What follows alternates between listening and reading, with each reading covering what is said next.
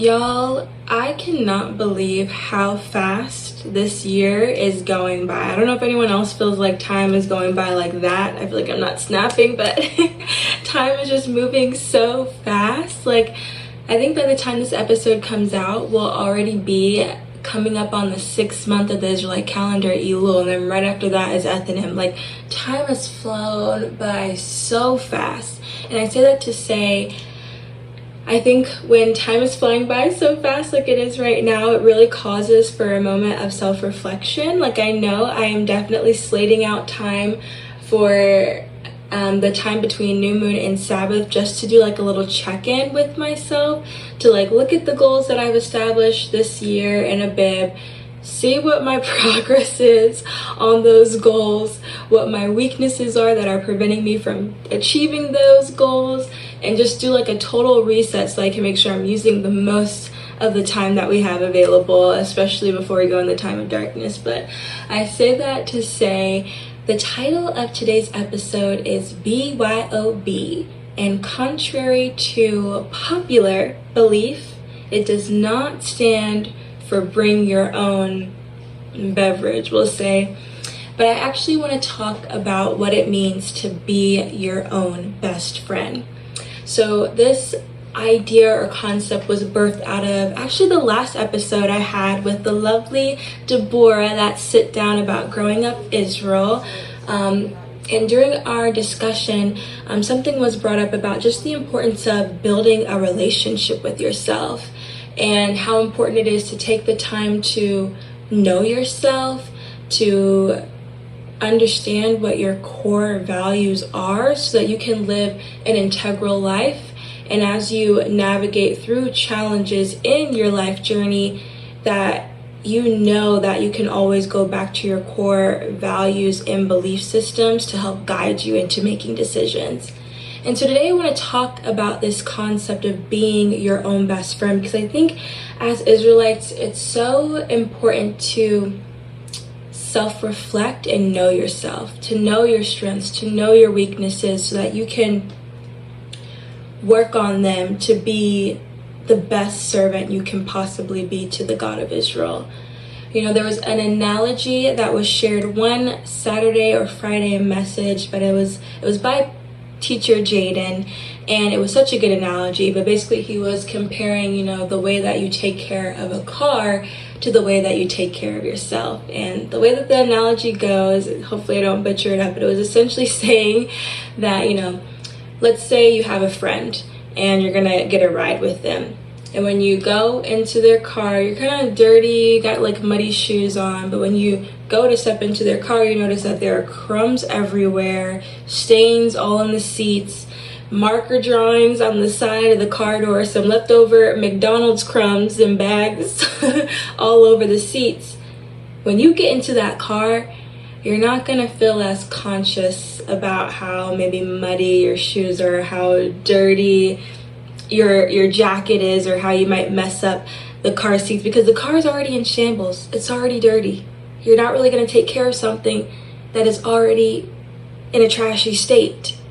Versus when, let's say, you get in your friend's car and it's a nice car. This is actually reminding me of an experience I had in college, where I think I was coming home from getting groceries one night, and I called in an Uber to go back to my dorm. And I remember the car pulled up, and it was a nice car, nice exterior, and I went to step in, and it was the nicest car I've ever seen in my life. And it wasn't even because of the model. The car was not only so clean, but it smelled good, and it was decorated so nice. Like, I remember feeling so bad stepping in, because this guy like literally had like white fluffy carpets on like in the backs of the seats. And so I remember like stepping on and feeling so bad, because I was like, I have my outside shoes and I don't want to get his nice like pristine white carpets all smudged and messed up, but I really have to go to my dorm. Because that person was taking such good care of their car, when I stepped into that car, I knew I had to take care of it as well. I would have felt bad. I was very conscious about the care that I was taking to what belonged to him. And I think that's such a great analogy that teacher Jaden shared, because it's the same that applies to us. The way that we treat ourselves is a signal to other people on how they can treat us. And I think it's important to talk about this notion of self-care, because loving yourself is truly the first step to having a successful relationship with any and all people in your life. If you don't love yourself, it is so much harder to love others in a healthy way. And when I think about self-love and specifically being your own best friend, what does it mean to be your own best friend? To me, being your own best friend is being comfortable with being in your own company. As I've mentioned before, that's so important in the life of an Israelite, because so often you are separated from the world because of the way that we serve our God. And also, if you read the Bible, sometimes there are even times where you're the only one speaking the truth amongst your brethren as well. I mean, we saw it in the way that Jesus was denied, or even the way that our prophets were treated. Like, sometimes our own are our own worst enemies, and you have to be strong enough in yourself and your conviction and your values and your belief and your faith in the God of Israel to stand alone. So one, I think being your own best friend is about being comfortable in your own company. Two, I think it's about self-care. Someone that is their own best friend is someone that truly loves themselves. And so they're going to do things to take care of themselves. And part of taking care of yourself is working on your spirituality, is wanting to know who you are, what your lineage is, and where you came from, and using your cultural identity, your spiritual identity to elevate your life. I mean, we read through the Bible, we've talked to our brethren, the testimonies shared, like being in tune with the God of Israel and working on your relationship with him is a form of self-care. Attending new moons and Sabbaths and going to service to feed your spirit is being your own best friend, because you care about yourself. You care about the thing that guides your life and keeps you alive, your source and your strength, which is the God of Israel. When I think about being your own best friend, I think it's also about self-acceptance. You know, I want you to think about the relationships that you have, some of your close best friends or family members.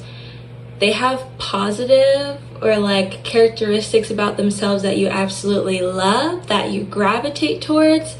But our family members and our best friends also tend to have some characteristics about themselves that we might find annoying, or we might even see weaknesses in, but that doesn't stop us from loving them. We actually tend to learn to accept them for who they are, and love them through that relationship. And so I think it's important for you to do the same with yourself. You know, learn to accept yourself for your weaknesses and your strengths. Because what happens when you don't accept yourself is that you can start to either A, focus too much on what you consider to be those negative attributes about yourself and those weaknesses, and it can take your mind up and like almost consume your mind to where you're only focused about the negativity, which of course lowers your self-esteem, right? It's not taking care of yourself, so it does not allow you to be the best person, the best servant that you can be to the God of Israel.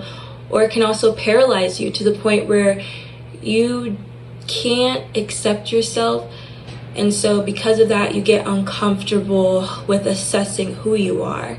And so you use distractions to keep yourself away from being who you are, and embracing that and loving that. And so today I not only want to focus on what it means to be your own best friend, which we've kind of already talked about a little bit, but I want to talk about the benefit of being your own best friend, and how being your own best friend really allows you to establish trust within yourself, which allows you to move through this world like no other. Okay, I think I mentioned this before, but it's like, I think in this upcoming year, as we continue throughout the year, I really want us as Israelites to be arrogant for our God. Okay, I know humility is a wonderful trait to have, and we're still going to remain humble, but when it comes to what our God can do for us, I want us to be arrogant about it. And the only way that you can be arrogant about your God is to build a relationship with Him and yourself to establish that trust to the point where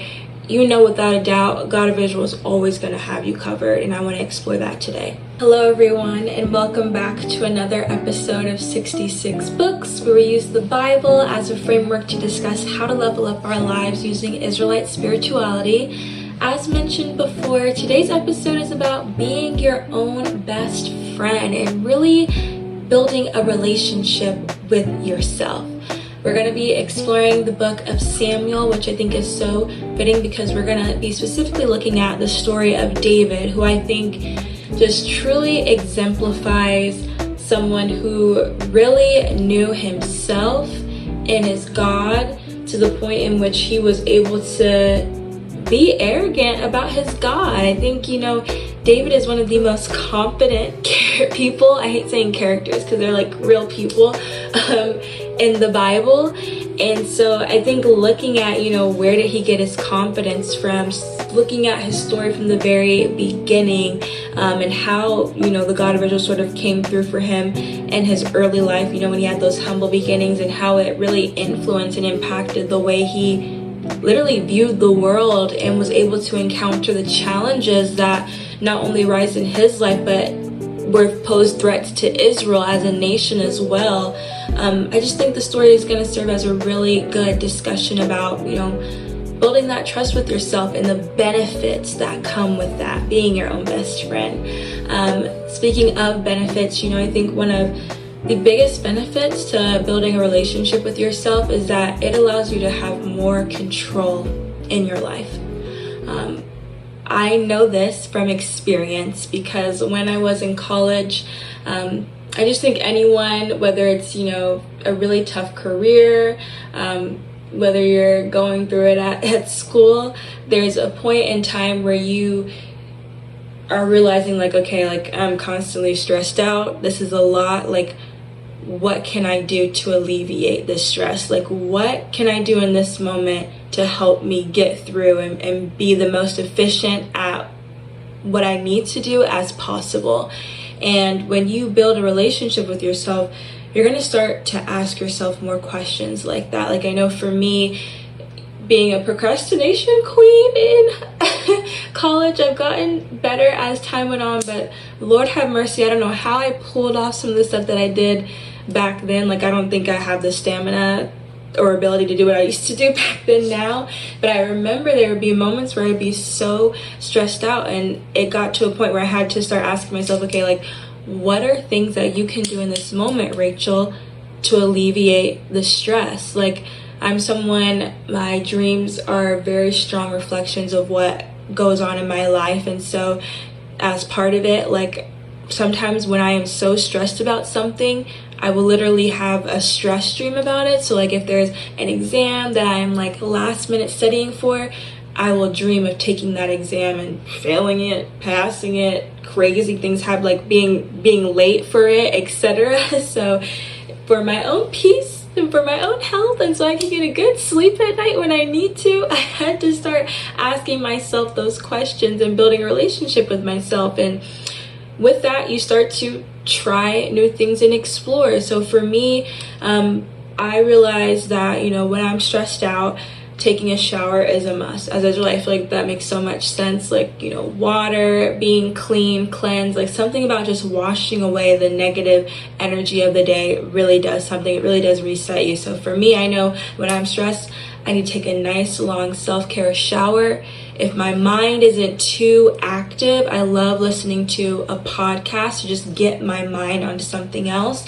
And when I was in college, because lately I haven't been having the passion for it lately, I would also cook, because to me, cooking is almost like a form of meditation. I remember listening to another podcast, and someone was saying, I think sometimes you think of meditation as something traditional, you sitting down and being but meditation comes in a lot of ways. And I think that's something that's so beautiful about Israel, is meditation is really about being present in the moment. And being an Israelite, meditation is built into so much of the way that we serve the God of Israel. simply reading the Bible and the Psalms, you're being present with the Word of God. I think singing is such a big form of meditation where like you have all the worries of the world, but right now I'm gonna sing and just focus on using my instrument, my body to express how I'm feeling and be in this present moment with my God, with myself, just singing. Like there's so many ways in which we already have some of the answers and solutions to our day-to-day problems and stresses just built in with being an Israelite. So that's such a blessing. But yeah, I'm excited to dig into the scripture today and just to explore, like, you know, what it means to build that relationship with yourself and to ask yourself those questions so that when you encounter some of the same situations again, because like I've said before, like people will tell you life isn't that different, you know, human beings aren't that different. Similar challenges are going to come up in your life and you got to learn how to tackle them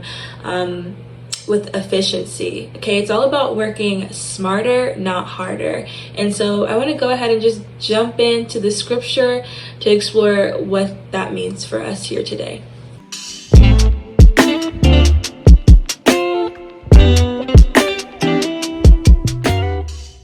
We're going to read 1 Samuel chapter 17, start from verse 33, and we're going to read to 37.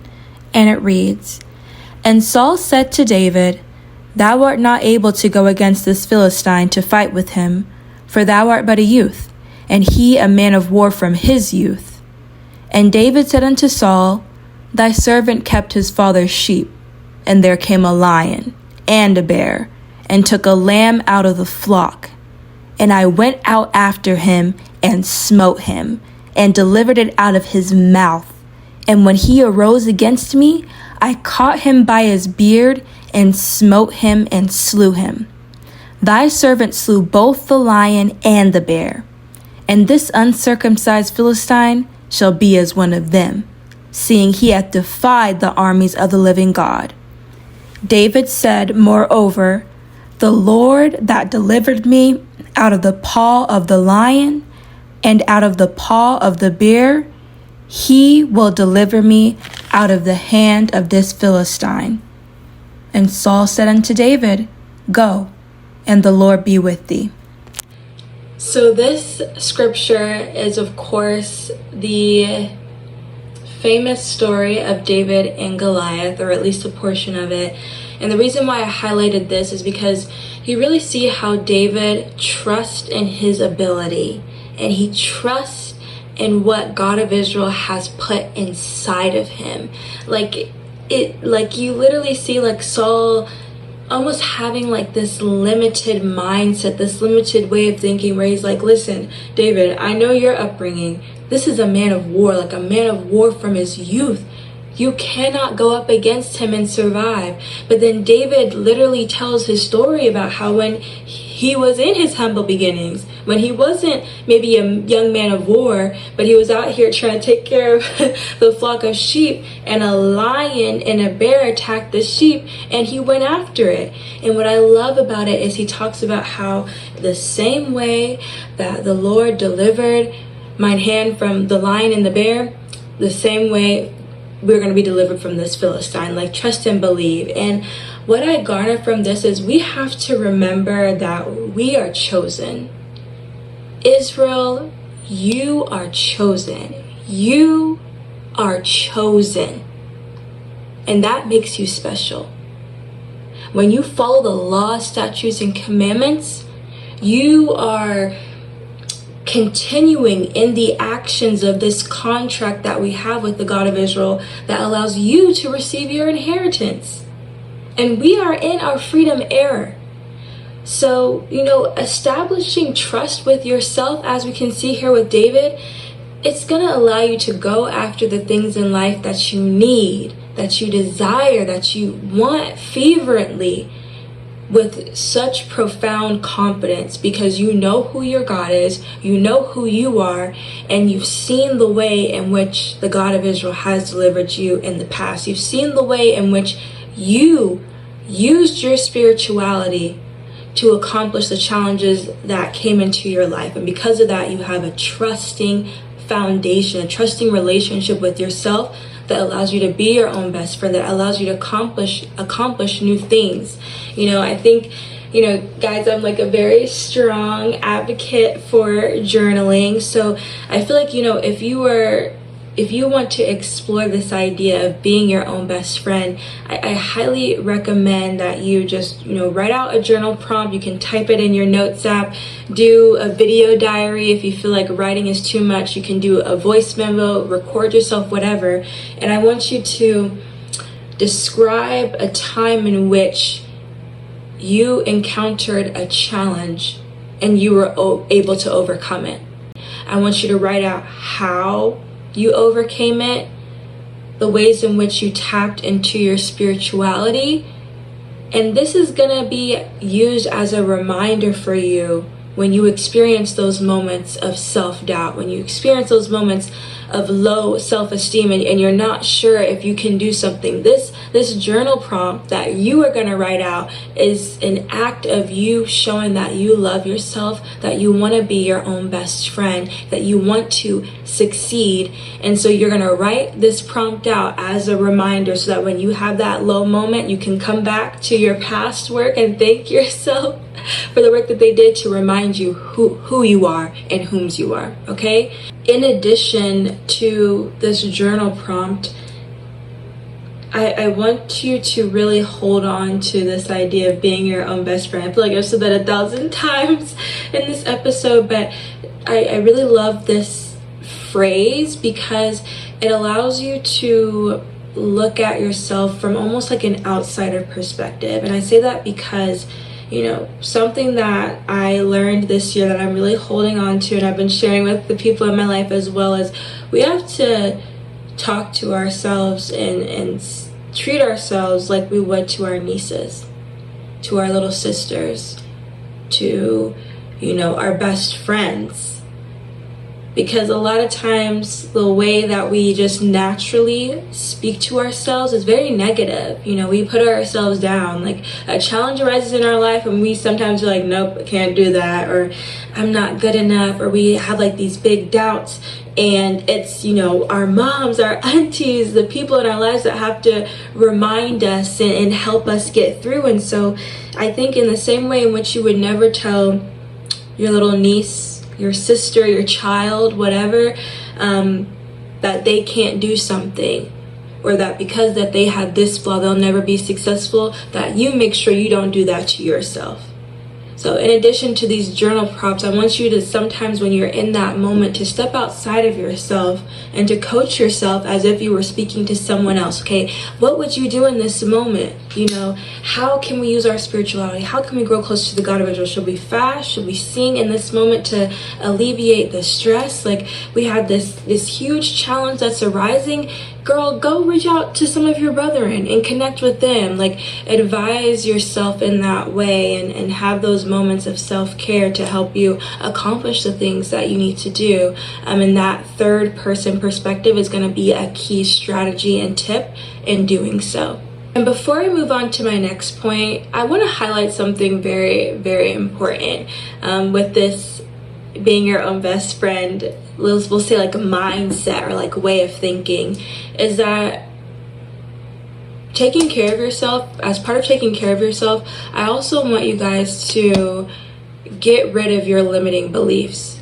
Because when we read this scripture, as I mentioned before, Saul exemplified someone with like a limited mindset, a limited belief. He was looking at the physicality of what was going on around him, of his environment, of Goliath's statue, and was like, oh, we can't do this, right? And it bred forth doubt. Like he was literally telling David, like, you can't go to war. And then what would have happened? What would have happened if David hadn't defeated Goliath? Like, would we have been delivered from the Philistines' hands if we exemplified, unbelief, disbelief in our Father because we were too scared to even try?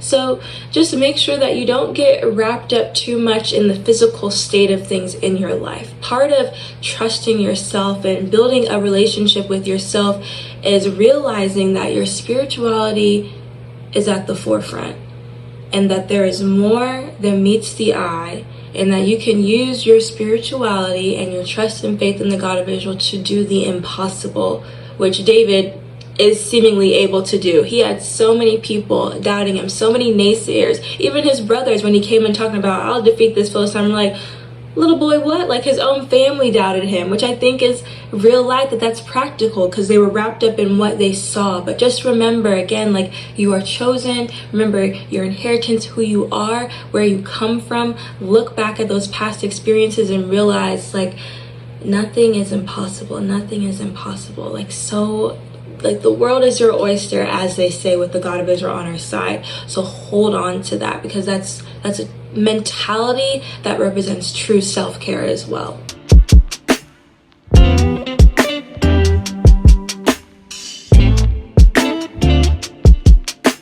We're going to read 1 Samuel chapter 15, and we are going to start from verse 20.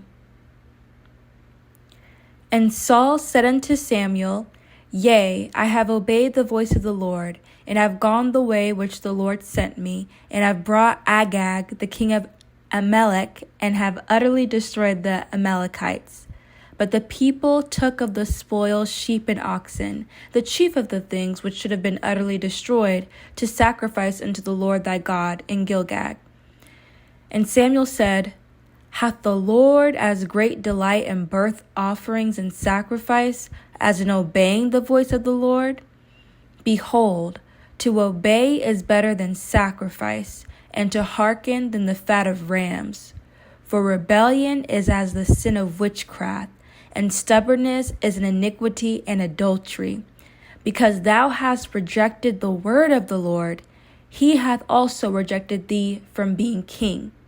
So I believe that this scripture is a really great example of what happens when we don't take the time to really get to know ourselves and our weaknesses.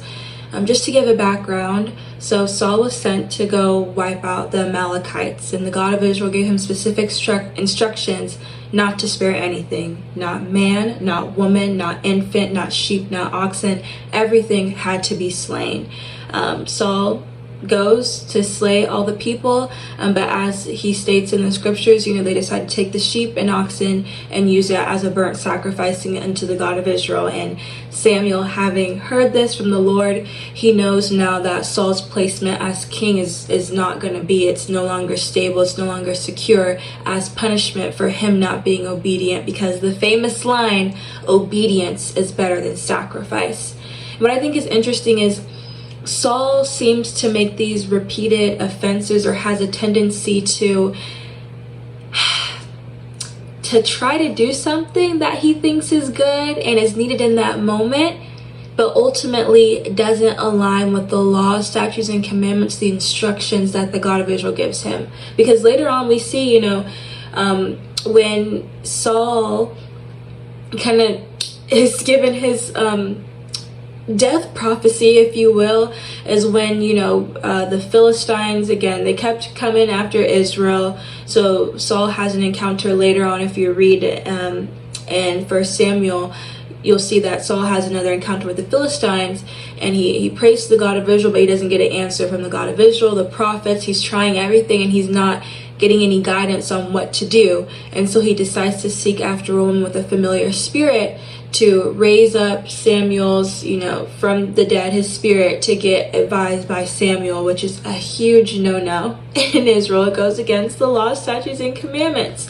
But he was trying to do it because he wanted guidance from God. So I feel like that was one of Saul's weaknesses, that maybe he didn't take time to really reflect on and do better. I think sometimes his own judgment and what he thought would be best clouded the words of God, and ultimately that led to his demise. So again, it's really uncomfortable to have to sit with yourself and recognize those flaws. Sometimes it's even hard because sometimes we're not even aware of some of the detrimental flaws that we have.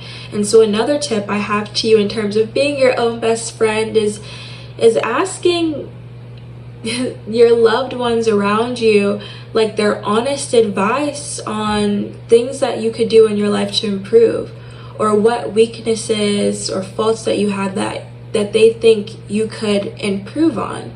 And again, it's not about beating yourself up and thinking that you're a horrible person and staying stuck in that place, but it's recognizing that you got to know yourself in order to do better.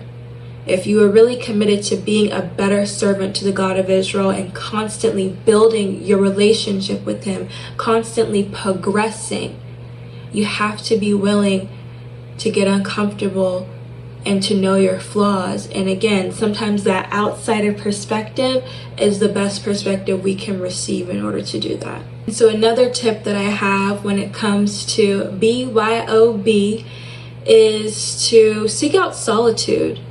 Use your alone time as a moment of self-discovery, because although it is really great to have that outsider perspective on things you can do to improve your life, ultimately sometimes you're not always going to have that third party present to give you that advice, and so you have to take the initiative in your life.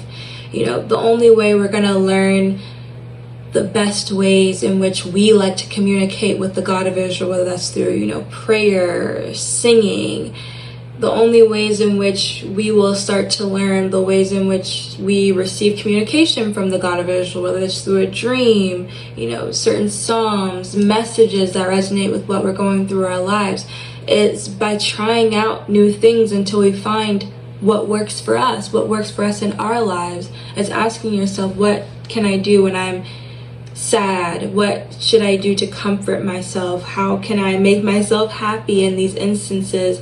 Really allow us to build strong relationships that can help us have easier lives in this crazy thing called life.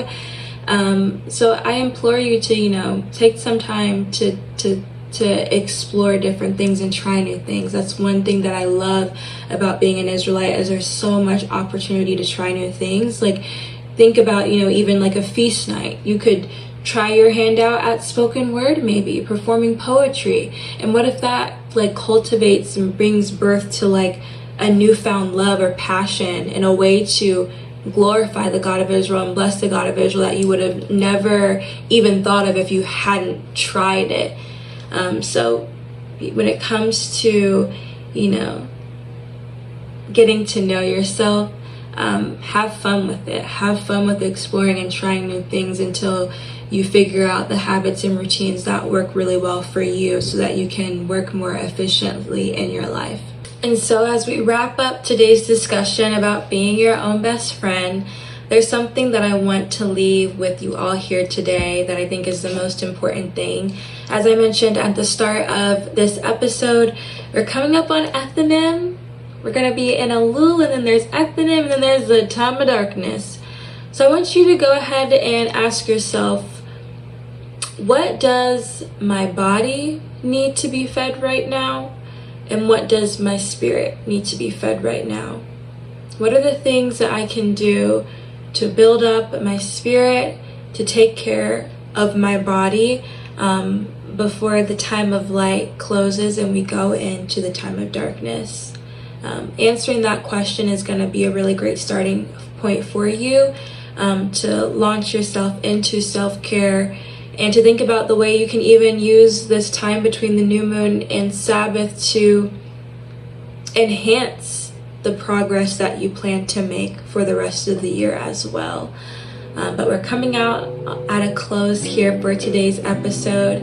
I thank you so much for tuning in tonight. It's always such a joy and pleasure to have you guys with me. I so appreciate the likes, the comments, the support. I look through all the comments and they just mean so much to me. Again, they still serve as so much inspiration for me to continue the next episode. So I so appreciate it. Please be sure to subscribe to this channel and show to support to some of our other programs that are on this wonderful educational channel as well. Every Friday night at 7:30 p.m. Eastern, we have Friday Night Message. And then the very next day, you can get excited for Saturday Message, which occurs at 2 p.m. Eastern. And then I also implore you to support our youth, our Rise members, by tuning into Phi for the Youth from the Youth, which happens every other Wednesday at 7 p.m. Eastern.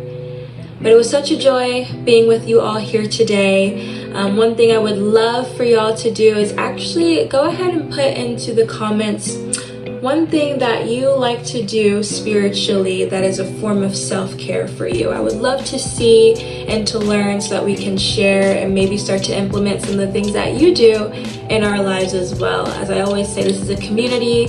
This is a place for us to all learn and to share our ideas and knowledge and to grow from that. But again, I thank you so much for your time. And with that, I bid you peace.